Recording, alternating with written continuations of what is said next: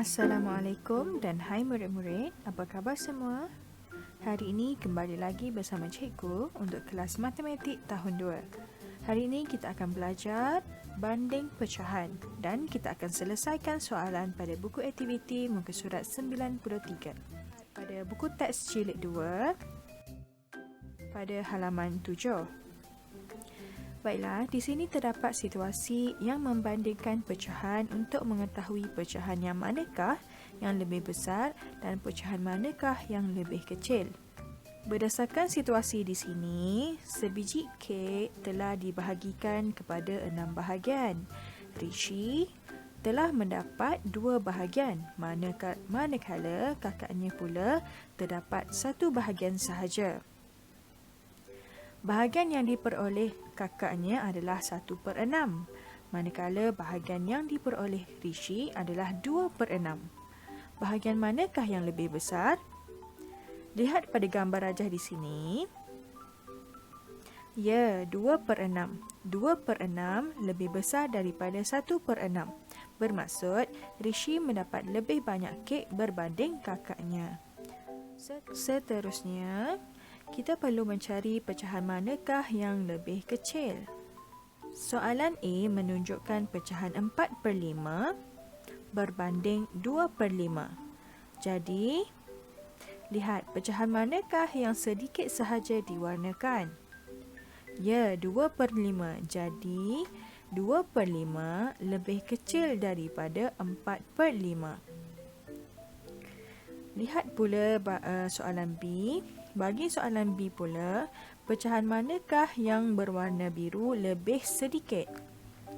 3/6 atau 5/6? Ya, 3/6.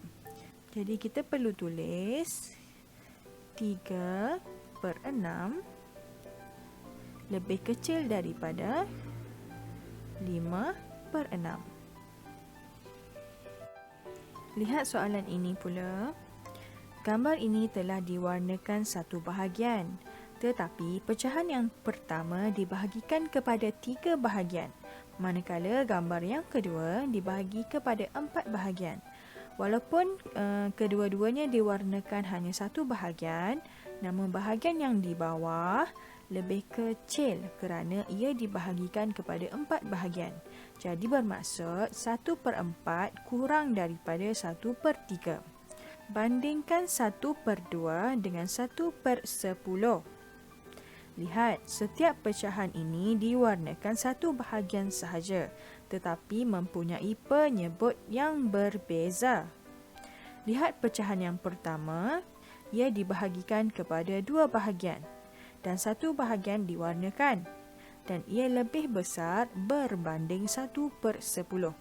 Ini bermaksud semakin besar penyebut, semakin kecil pecahan. Semakin kecil penyebut, semakin besar pecahan. Okey, lihat di sini telah ditulis 1/2 lebih besar daripada 1/10. Bermaksud 1/10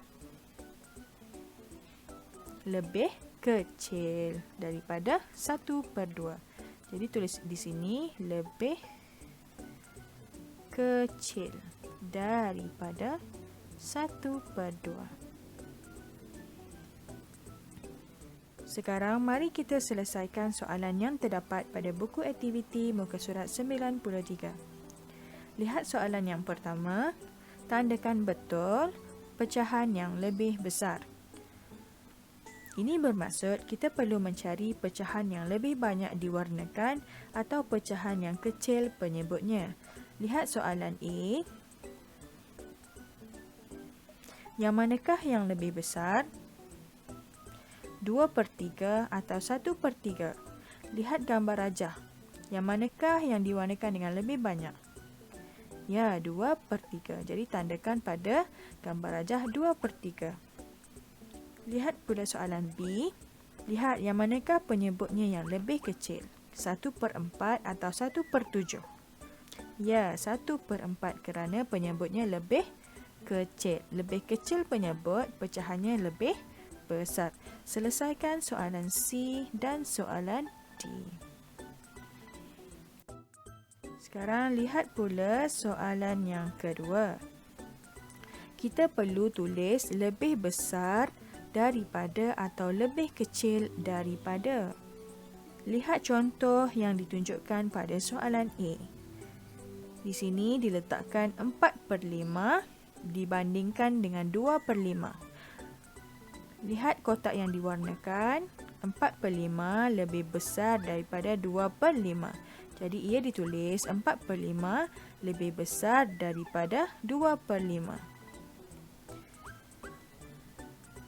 Jadi soalan B, kita perlu tulis sama ada 2/9 lebih kecil atau lebih besar daripada 7/9. Lihat bahagian yang diwarnakan. Yang manakah lebih kecil? Ya, 2/9 lebih kecil. Jadi kita perlu tulis 2/9 lebih kecil daripada 7/9. Sekarang sila siapkan soalan C. Itu saja untuk kelas pada hari ini. Terima kasih. Assalamualaikum.